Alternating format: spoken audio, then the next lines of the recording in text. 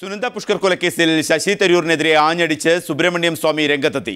സുനന്ദ പുഷ്കറിന്റെ കൊലയാളികളെ ശശി തരൂരിന് അറിയാമെന്ന് സുബ്രഹ്മണ്യം സ്വാമി പറഞ്ഞു. He is a politician, he is a member of parliament, they'll have to be accountable. Then they have a track record which they have to live down.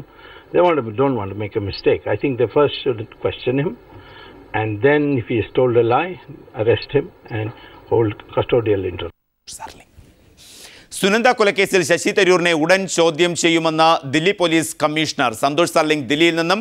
Santhosh, Subrahmanyam സ്വാമി നിലപാടിൽ ഉറച്ചു നിൽക്കുന്നു, ശശി തരൂർ വെല്ലുവിളിക്കുന്നു സുബ്രഹ്മണ്യം സ്വാമിയെ. ഈ അവസ്ഥയിൽ ദില്ലി പോലീസിന്റെ നിലപാട് എന്താണ്? ഏതു തരത്തിലാണ് ഈ കേസുമായി ബന്ധപ്പെട്ട് പോലീസ് മുന്നോട്ട് പോകുന്നത്?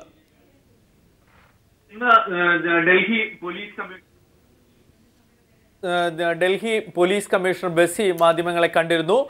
കേസ് അന്വേഷണം എത്രയും വേഗം പൂർത്തിയാക്കാനാണ് അന്വേഷണ സംഘത്തിന് താൻ ഉത്തരവ് നൽകിയിരിക്കുന്നതെന്നാണ് ദില്ലി പോലീസ് കമ്മീഷണർ അറിയിച്ചിരിക്കുന്നത്. നിലവിൽ 15 പേരുടെ പട്ടിക നേരത്തെ അന്വേഷണ സംഘം തയ്യാറാക്കിയിരുന്നു ചോദ്യം ചെയ്യാനായി. ഇതിൽ എല്ലാ പേരുടെയും മൊഴിയെടുക്കൽ പൂർത്തിയായിട്ടുണ്ട്. ഇനി ശശി തരൂരിൽ നിന്ന് മാത്രമാണ് മൊഴിയെടുക്കേണ്ടത്. ഈ സാഹചര്യത്തിലാണ് കുറ്റപത്രമടക്കം കാര്യങ്ങൾ വേഗത്തിൽ തയ്യാറാക്കാൻ ഡൽഹി പോലീസ് തീരുമാനിച്ചിരിക്കുന്നത്. അത് സംബന്ധിച്ച് ഉന്നതതല യോഗത്തിൽ ധാരണയുമായിട്ടുണ്ട്. ശശി തരൂരിനെ 2 ദിവസത്തിനകം തന്നെ ചോദ്യം ചെയ്യും. നാളെ ശശി തരൂർ ഡൽഹിയിലില്ല, അദ്ദേഹം കൽക്കട്ടയിലെ ഒരു സ്വകാര്യ പരിപാടിയിൽ പങ്കെടുക്കാനായി വൈകുന്നേരത്തോടു കൂടി കൽക്കട്ടയിലേക്ക് തിരിച്ചു. കൽക്കട്ടയിലേക്ക് പോകുന്നതിന് മുമ്പാണ് മാധ്യമപ്രവർത്തകരുടെ നിരന്തര ചോദ്യങ്ങളെ തുടർന്ന് സുനന്ദ പുഷ്കറിന്റെ മരണം കൊലപാതകമാണെന്ന് പറഞ്ഞ സുബ്രഹ്മണ്യ സ്വാമിയെ വെല്ലുവിളിച്ചത്. സുബ്രഹ്മണ്യ സ്വാമി ആരെന്നാണ് ശശി തരൂർ ചോദിച്ചത്. കഴിവുണ്ടെങ്കിൽ സുബ്രഹ്മണ്യ സ്വാമി കൊലപാതകിയുടെ പേര് വെളിപ്പെടുത്തട്ടെ എന്നുവരെ ശശി തരൂർ വെല്ലുവിളിക്കുകയും ചെയ്തിരിക്കുകയാണ്. അത്തരത്തിൽ ഇതൊരു രാഷ്ട്രീയ വാഗ്വാദത്തിലേക്ക് പോകുന്നുണ്ട്. പക്ഷേ ഡൽഹി പോലീസ് സംഘമാകട്ടെ തങ്ങളുടെ അന്വേഷണവുമായി കൃത്യമായി തന്നെ മുന്നോട്ട് പോകുന്നു. ശശി തരൂരിനെ ചോദ്യം ചെയ്യാനുള്ള ചോദ്യാവലി വരെ അന്വേഷണ സംഘം തയ്യാറാക്കിയതായാണ് സൂചന. ചിലരിൽ നിന്നും മൊഴിയെടുത്തതിൽ ചില സംശയങ്ങൾ ഉണ്ടായിട്ടുണ്ട്. പ്രത്യേകിച്ച് ശശി തരൂരിന്റെ സഹായി ഡ്രൈവറുമായ ബജ്റംഗിയുടെ മൊഴിയാണ്. ബജ്റംഗിയെ വീണ്ടും ചോദ്യം ചെയ്യാനാണ് തീരുമാനിച്ചിരിക്കുന്നത്. നാരായൺ സിംഗിനെ ഇനി ചോദ്യം ചെയ്യില്ല എന്ന് അറിയിച്ചിട്ടുണ്ട്. അതേസമയം നാരായൺ സിംഗിനെ മർദ്ദിച്ചാണ് പോലീസ് മൊഴിയെടുത്തതെന്ന ശശി തരൂരിന്റെ ആരോപണത്തെ ഡൽഹി പോലീസ് പൂർണ്ണമായും തള്ളിക്കളയുന്നുണ്ട്. കാരണം മൊഴിയെടുക്കുന്നതൊക്കെ വീഡിയോ ക്യാമറയിൽ ചിത്രീകരിച്ചിട്ടുണ്ടെന്നാണ് അന്വേഷണ ഉദ്യോഗസ്ഥർ അറിയിക്കുന്നത്. അതുകൊണ്ട് തന്നെ അടിസ്ഥാനപരമായ ഒരു ആരോപണമാണ് തരൂർ ഉന്നയിച്ചിരിക്കുന്നതെന്നും അവർ ചൂണ്ടിക്കാട്ടുന്നു. എന്തായാലും ഇനി വളരെ കുറച്ച് ദിവസങ്ങൾക്കകം തന്നെ ഇക്കാര്യത്തിൽ കുറ്റപത്രം തയ്യാറാകും. അതിനു മുമ്പ് ശശി തരൂരിനെ ചോദ്യം ചെയ്യും. ഇതിനിടയിൽ ഇനി ഒരു നിർണായക കാര്യമുള്ളത്, ഈ സുനന്ദ പുഷ്കറിന്റെ DNA രക്തസാമ്പിളുകൾ പരിശോധിക്കാനായി വിദേശത്ത് അയക്കണം. 2 ദിവസത്തിനകം ഇതിന്റെ ക്രമങ്ങൾ പൂർത്തിയാക്കി വിദേശത്ത് അയക്കും. 1 മാസത്തിനകം തന്നെ ഇതിന്റെ റിസൾട്ട് ലഭിക്കും എന്നാണ് ഡൽഹി പോലീസ് പ്രതീക്ഷിക്കുന്നത്. ഇതിൽ ഏറ്റവും പ്രധാനപ്പെട്ടതാണ് ആ ലഭിക്കുന്ന പരിശോധനാ ഫലം. കാരണം ഏതാണ് വിഷം എന്ന് വ്യക്തമാക്കാൻ കഴിയും. വിഷം കുത്തിവെച്ചതാണ് എന്നൊരു സംശയത്തിലേക്ക് കാര്യങ്ങൾ നീങ്ങുന്നുണ്ട്. പ്രത്യേകിച്ച് സുനന്ദ പുഷ്കറിന്റെ കൈത്തണ്ടയിൽ കണ്ട സിറിഞ്ചിന്റെ പാട് 10ാം നമ്പർ മുറിവെന്നാണ് രേഖപ്പെടുത്തിയിരിക്കുന്നത്. ഇത് കുത്തിവെച്ചതാണ്, ഇത് വിഷം കുത്തിവെക്കാൻ ഉപയോഗിച്ചാണോ എന്നുകൂടെ പരിശോധിക്കണം. എന്തായാലും ഈ പരിശോധനാ ഫലം പുറത്തു വരണം. അത് 1 മാസത്തിനകം ലഭിക്കും എന്ന പ്രതീക്ഷയിലാണ് ഡൽഹി പോലീസ് സംഘം. പ്രദീപ്. സന്തോഷ്, ഇത്തരത്തിൽ ദില്ലി പോലീസിന്റെ കാര്യങ്ങൾ മുന്നേറുമ്പോൾ തന്നെ സുബ്രഹ്മണ്യം സ്വാമി നിലപാടിൽ ഉറച്ച് രംഗത്ത് വരികയാണ്. അവിടെ അദ്ദേഹം പറയുന്ന പേര് ശശി തരൂരിൻ്റെതാണ്. ഈ സുബ്രഹ്മണ്യം സ്വാമി ഇത്തരം കാര്യങ്ങളിൽ അടിയുറച്ച് നിൽക്കുമ്പോൾ ശശി തരൂർ സുബ്രഹ്മണ്യം സ്വാമിക്കെതിരെ വെല്ലുവിളി ഉയർത്തുമ്പോൾ പൊതുവെ രാഷ്ട്രീയത്തിനപ്പുറത്തേക്ക് എന്തെങ്കിലും മാനങ്ങൾ ഇത്തരം വാക്കുകൾക്കുണ്ടോ? പ്രദീപ്, ഇതൊരു രാഷ്ട്രീയ വാഗ്വാദത്തിലേക്കാണ് കാര്യങ്ങൾ നീങ്ങുന്നത്. ഇതുവരെ തരൂർ സുബ്രഹ്മണ്യ സ്വാമിക്കെതിരെ പ്രതികരിച്ചിട്ടില്ല. പലതവണ നമ്മളടക്കമുള്ള മാധ്യമപ്രവർത്തകർ ഇക്കാര്യം ശശി തരൂരിന്റെ ശ്രദ്ധയിൽപ്പെടുത്തിയിട്ട് പോലും സുബ്രഹ്മണ്യ സ്വാമിയുടെ ആരോപണങ്ങളോട് പ്രതികരിക്കാനോ അദ്ദേഹത്തെ പ്രകോപിപ്പിക്കാനോ ശശി തരൂർ തയ്യാറാകാതെ മാറി നിൽക്കുന്ന നിലപാടാണ് തരൂർ സ്വീകരിച്ചിരുന്നത്. എന്നാൽ തരൂരിനെതിരെ കടുത്ത ആരോപണങ്ങൾ ഓരോ ഘട്ടത്തിലും സുബ്രഹ്മണ്യ സ്വാമി ആവർത്തിച്ചു കൊണ്ടേയിരുന്നു. പക്ഷേ ഇപ്രാവശ്യം തരൂർ ആ മൗനം വെടിഞ്ഞിരിക്കുന്നു. സുബ്രഹ്മണ്യ സ്വാമിക്കെതിരെ ഒരു വെല്ലുവിളി തന്നെയാണ് ഉയർത്തിയിരിക്കുന്നത്. ആരാണ് സുബ്രഹ്മണ്യ സ്വാമി എന്നാണ് ആദ്യഘട്ടത്തിൽ തരൂർ ചോദിക്കുന്നത്. രണ്ടാമതാണ്, അറിയാമെങ്കിൽ കൊലപാതകിയെ അദ്ദേഹം വെളിപ്പെടുത്തട്ടെ എന്ന് പറഞ്ഞുകൊണ്ട് തരൂർ മുന്നോട്ട് പോകുന്ന മറ്റു ചോദ്യങ്ങൾക്കൊന്നും അദ്ദേഹം മറുപടി നൽകുന്നില്ല. എന്തായാലും സുബ്രഹ്മണ്യ സ്വാമിക്കെതിരെ ഒരു പരസ്യമായ ഒരു വാഗ്വാദത്തിന് തന്നെയാണ് തരൂർ തയ്യാറായിരിക്കുന്നത്. വരും ദിവസങ്ങളിൽ നമുക്ക് പ്രതീക്ഷിക്കാം. കാരണം ഇതുവരെ തരൂർ സുബ്രഹ്മണ്യ സ്വാമി നിന്ന് മാറി നിൽക്കാൻ ശ്രമിച്ചു. പക്ഷേ സുബ്രഹ്മണ്യ സ്വാമി തന്റെ നിലപാടുകളിലൊന്നും മാറ്റം വരുത്തുന്നില്ല. സുനന്ദ കൊല്ലപ്പെട്ടത് തന്നെയാണ്, ആ കൊലപാതകി ആരെന്ന് തരൂരിനറിയാം എന്ന നിലപാടിലാണ് കഴിഞ്ഞ ദിവസം സുബ്രഹ്മണ്യ സുബ്രഹ്മണ്യ സ്വാമി നമ്മൾ കണ്ടിരുന്നു. അദ്ദേഹം പറഞ്ഞത് കൂടുതൽ തെളിവുകളെല്ലാം ഒരാഴ്ചയ്ക്കുള്ളിൽ വെളിപ്പെടുത്തുമെന്നാണ്. ഇപ്പോൾ സുബ്രഹ്മണ്യ സ്വാമി അതിനുള്ള സമയമായോ എന്നറിയില്ല. ഏതായാലും സുബ്രഹ്മണ്യ സ്വാമിയെ പ്രകോപിപ്പിക്കുന്നിടത്തേക്ക് ശശി തരൂരും തിരിച്ച് സുബ്രഹ്മണ്യ സ്വാമി തന്റെ നിലപാടിലും ഉറച്ചു നിൽക്കുന്നു. അതൊരു രാഷ്ട്രീയമായ മാനങ്ങളിലേക്ക് പോകുന്നു. മറ്റ് രാഷ്ട്രീയ പ്രവർത്തകരൊന്നും ഇക്കാര്യത്തിൽ ഇടപെട്ടിട്ടില്ല. എന്തായാലും തരൂരിന് മറ്റു പിന്തുണ ഒന്നും ഉടൻ ഡൽഹിയിൽ നിന്ന് ഇക്കാര്യത്തിൽ ഇപ്പോൾ പ്രതീക്ഷിക്കേണ്ടതില്ല. പ്രദീപ്. സന്തോഷ് സർലിംഗ് ദില്ലിയിൽ നിന്നും. കരിയോയിൽ കേസ് പിൻവലിച്ചത് വേണമെങ്കിൽ ഒഴിവാക്കുമെന്ന് മുഖ്യമന്ത്രി ഉമ്മൻചാണ്ടി. കേസ് പിൻവലിച്ചത് വിവാദമായ സാഹചര്യത്തിൽ തീരുമാനം പുനഃപരിശോധിക്കാൻ മടിക്കില്ലെന്ന് ഉമ്മൻചാണ്ടി പറഞ്ഞു. ഇതിനകത്ത് ഒരു ബാഹ്യശക്തികളുടെയും ഇടപെടലില്ല. ഈ കുട്ടികളുടെ മാതാപിതാക്കൾ അവർ തന്നിട്ടുള്ള ഒരപേക്ഷ പോലീസിൻ്റെ അഭിപ്രായം തേടി നിയമോപദേശം തേടി അതിലെ ഒന്നാം പ്രതിയുടെ കേസ് നിലനിർത്തിക്കൊണ്ട് ബാക്കിയുള്ളവരുടെ പിൻവലിച്ചതാണ് ഈ പ്രശ്നമായിട്ട് ഉന്നയിച്ചിരിക്കുന്നത്. അത് ആ രക്ഷകർത്താക്കളുടെ അഭ്യർത്ഥനയും ഇവരാദ്യമായി ഒരു കുറ്റകൃത്യത്തിൽ ഏർപ്പെട്ടു എന്നുള്ള വസ്തുതയൊക്കെ കണക്കിലെടുത്തുകൊണ്ട് എടുത്ത തീരുമാനമാണ്. ഇത് വിവാദമായ സാഹചര്യത്തിൽ ആ തീരുമാനം ഗവൺമെൻറ് വേണ്ടെന്ന് വെക്കുന്നതിനകത്ത് ഒരു മടിയുമില്ല. കേശവേന്ദ്രകുമാറിനെ KSU പ്രവർത്തകർ കരിയോയിലൊഴിച്ച കേസ് പിൻവലിച്ച സർക്കാർ തീരുമാനത്തിനെതിരെ CPIM-ഉം കോൺഗ്രസും രംഗത്തെത്തി. കേസ് പിൻവലിച്ചതിൽ സർക്കാരിന് എന്തു ന്യായമാണുള്ളതെന്ന് CPIM സംസ്ഥാന സെക്രട്ടറി പിണറായി വിജയൻ ചോദിച്ചു. കേസ് പിൻവലിക്കുന്നത് ധിക്കാരപരമാണെന്ന് പ്രതിപക്ഷ ഉപനേതാവ് കോടിയേരി ബാലകൃഷ്ണൻ പ്രതികരിച്ചു. കേസുകൾ പിൻവലിക്കുന്ന കാര്യത്തിൽ സർക്കാർ ജാഗ്രത പാലിക്കണമെന്ന് KPCC അധ്യക്ഷൻ VM സുധീരൻ പറഞ്ഞു. കേസ് പിൻവലിച്ചാൽ ശക്തമായ പ്രക്ഷോഭമെന്ന് SFI മുന്നറിയിപ്പ് നൽകിയിട്ടുണ്ട്.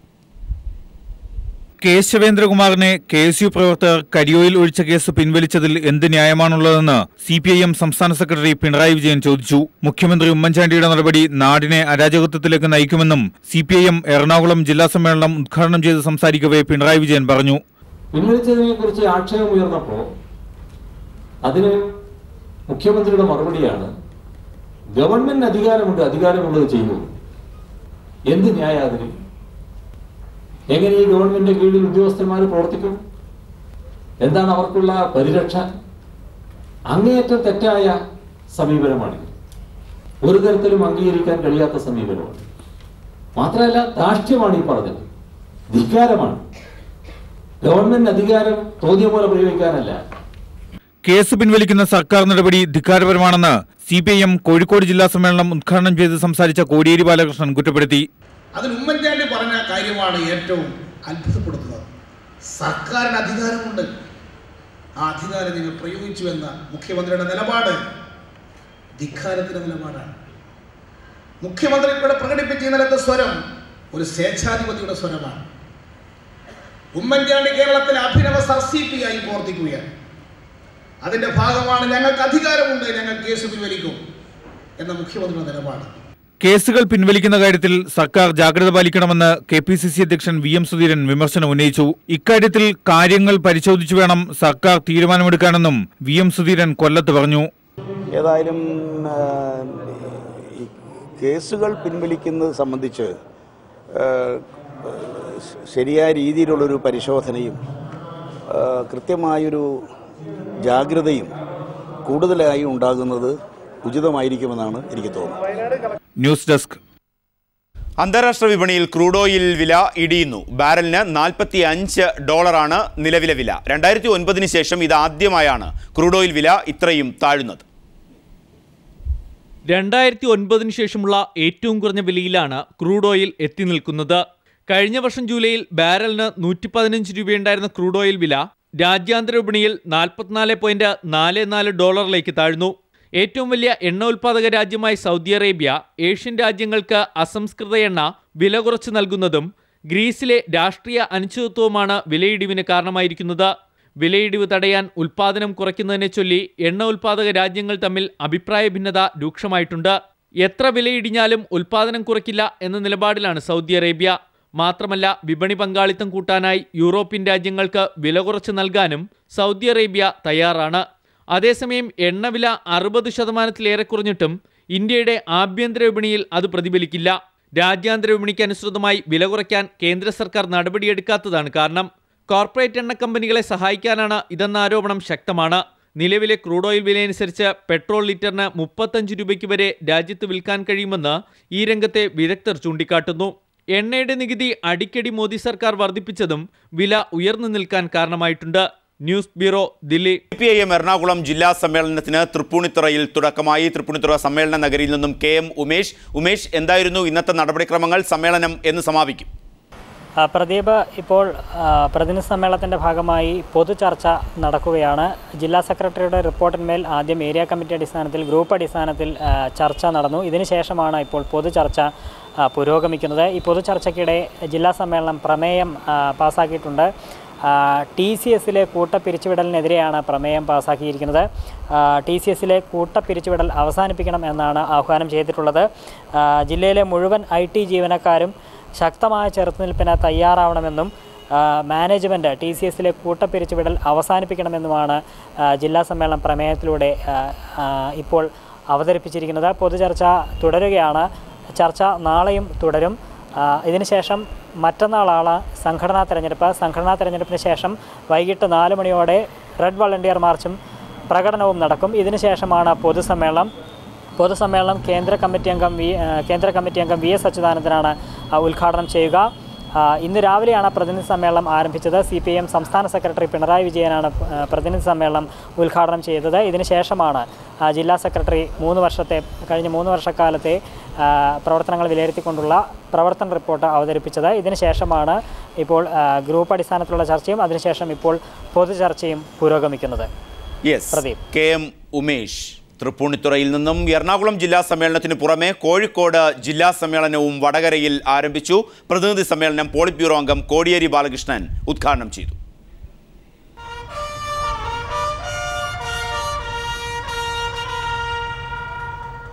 പ്രതിനിധി സമ്മേളന നഗരിയായ വടകര ടൗൺ ഹാളിലെ M Vasu TC Gopalan master നഗറിൽ മുതിർന്ന നേതാവ് M കേളപ്പൻ പതാക ഉയർത്തിയതോടെയാണ് CPIM കോഴിക്കോട് ജില്ലാ സമ്മേളനത്തിന് തുടക്കമായത്. ജില്ലാ സെക്രട്ടേറിയറ്റ് അംഗം M ഭാസ്കരൻ ചെയർമാനായ പ്രസിഡിയമാണ് സമ്മേളന നടപടിക്രമങ്ങൾ നിയന്ത്രിക്കുന്നത്. പ്രതിനിധി സമ്മേളനം പോളിറ്റ് ബ്യൂറോ അംഗം കോടിയേരി ബാലകൃഷ്ണൻ ഉദ്ഘാടനം ചെയ്തു. ഉമ്മൻചാണ്ടി സർക്കാർ അഴിമതിയിൽ മുങ്ങിക്കുളിച്ചിരിക്കുകയാണെന്ന് കോടിയേരി കുറ്റപ്പെടുത്തി. ജില്ലാ സെക്രട്ടറി TP രാമകൃഷ്ണൻ പ്രവർത്തന റിപ്പോർട്ട് അവതരിപ്പിച്ചു. കോഴിക്കോട് വടകര ലോക്സഭാ മണ്ഡലങ്ങളിലെ തോൽവിയെക്കുറിച്ച് പാർട്ടി പരിശോധിക്കുമെന്ന് TP രാമകൃഷ്ണൻ പറഞ്ഞു.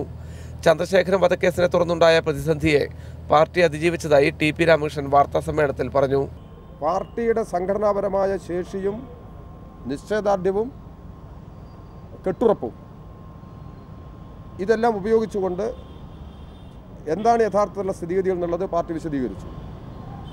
പാർട്ടി ആകെ അത് അംഗീകരിക്കുകയും CPMനെതിരായി വന്ന കടന്നാക്രമണത്തിൽ നിന്ന് പാർട്ടിയെ രക്ഷിക്കുക എന്ന നിലപാടിൽ ജില്ലയിലുടനീളമുള്ള പാർട്ടി അംഗങ്ങളും പാർട്ടി ബന്ധുക്കളും ഉറച്ചു നിന്നു. അത്തരമൊരു നിലപാട് സ്വീകരിച്ചതിൻ്റെ ഭാഗമാണ് CPIM ജില്ലയിൽ പോറലേൽക്കാതെ മുമ്പോട്ട് പോകാൻ കഴിഞ്ഞത് എന്നുള്ളത് ആണ് ഞങ്ങളുടെ ഒരു പ്രധാനപ്പെട്ട റിപ്പോർട്ടിലൊരു പ്രധാനപ്പെട്ട വിശകലനം. റിപ്പോർട്ടിന്മേലുള്ള ചർച്ച ഇന്നും നാളെയും തുടരും.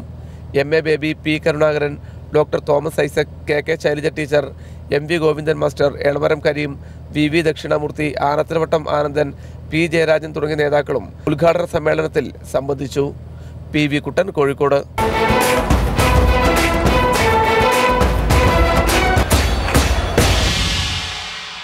സംസ്ഥാന സ്കൂൾ കലോത്സവത്തിന് തിരിതെളിയാൻ ഒരു ദിവസം മാത്രം ശേഷിക്കെ കലോത്സവത്തിന് ആവേശം പകർന്ന് മുത്തുക്കുട ചൂടിയ സ്വർണ്ണക്കപ്പ് തുറന്ന വാഹനത്തിൽ വേദിയിൽ ആനയിച്ചു.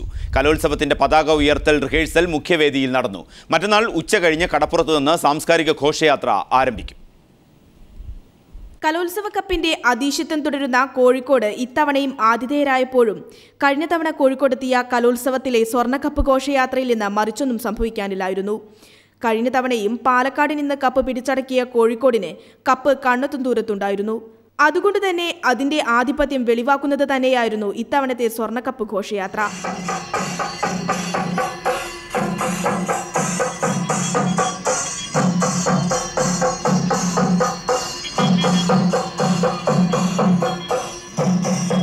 കലോത്സവത്തിന്റെ വരവറിയിച്ച് സ്വർണ്ണക്കപ്പ് വഹിച്ച് അധ്യാപകരും വിദ്യാർത്ഥികളും ഉൾപ്പെടുന്ന ഘോഷയാത്ര നഗരം ചുറ്റി.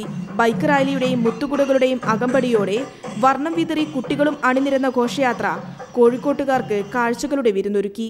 ഘോഷയാത്ര mayor AK Premajam flag off ചെയ്തു. News bureau, Kozhikode. മകരവിളക്കിന് ഒരു ദിവസം മാത്രം അവശേഷിക്കെ സന്നിധാനവും പരിസരവും തീർത്ഥാടകരെ കൊണ്ട് നിറഞ്ഞു. നാളെ സന്ധ്യാനേരം പൊന്നമ്പലമേട്ടിൽ തെളിയുന്ന മകരജ്യോതി ദർശിക്കാൻ ദിവസങ്ങൾക്ക് മുമ്പേ പർണശാലകൾ കെട്ടി കാത്തിരിക്കുകയാണ് തീർത്ഥാടക ലക്ഷങ്ങൾ. സന്നിധാനത്ത് ശരണമന്ത്രങ്ങളാൽ വന്നടിയുന്ന തീർത്ഥാടക ലക്ഷങ്ങൾക്ക് ഇനി ഒരേ ഒരു ലക്ഷ്യം മാത്രം. നാളെ സന്ധ്യാനേരം 6:40 അയ്യപ്പ സന്നിധിക്ക് കിഴക്ക് പൊന്നമ്പലമേട്ടിൽ ജ്വലിച്ചുയരുന്ന മകരജ്യോതി കൺകുളിർക്ക കാണണം. ഇതിനായി ദിവസങ്ങൾക്ക് മുമ്പേ സന്നിധാനത്തെത്തി വനാന്തരങ്ങളിൽ പർണശാലകൾ ഒരുക്കി കാത്തിരിക്കുകയാണ് ഭക്തജനങ്ങൾ. കാട്ടുകമ്പുകളും ഇലയും ഓലയും ചാക്കും പായയും തുണിയുമെല്ലാം തുന്നിക്കെട്ടി മേൽക്കൂരയാക്കി മഴയും വെയിലും പൊടിയും വിശപ്പും ദാഹവും കൂസാതെ തമ്പടിച്ചിരിക്കുകയാണ് സ്ത്രീകളും കുട്ടികളും ഉൾപ്പെടെയുള്ള ഭക്തജനങ്ങൾ.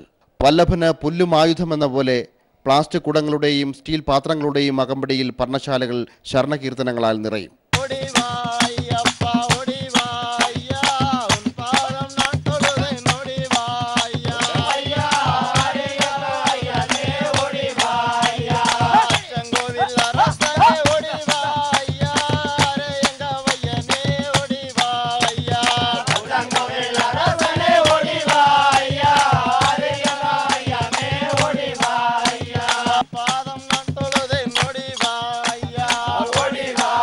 ശക്തമായ സുരക്ഷയുൾപ്പെടെ മകരവിളക്കിനായുള്ള ക്രമീകരണങ്ങളെല്ലാം സന്നിധാനത്ത് സജ്ജമായി കഴിഞ്ഞു. ഇന്നലെ പന്തളത്തു നിന്നും യാത്ര തിരിച്ച തിരുവാഭരണ ഘോഷയാത്ര നാളെ 6:30 സന്നിധാനത്തെത്തും. തിരുവാഭരണം ചാർത്തി ദീപാരാധനയും തുടർന്ന് പൊന്നമ്പലമേട്ടിൽ മകരജ്യോതിയും ദർശിക്കുന്നതോടെ ഭക്തജന ഹൃദയങ്ങളിൽ അയ്യപ്പ ചൈതന്യം നിറയുമെന്നാണ് വിശ്വാസം. ക്യാമറാമാൻ വിനോദിനൊപ്പം VG Minish Kumar, news bureau, Sannidhanam.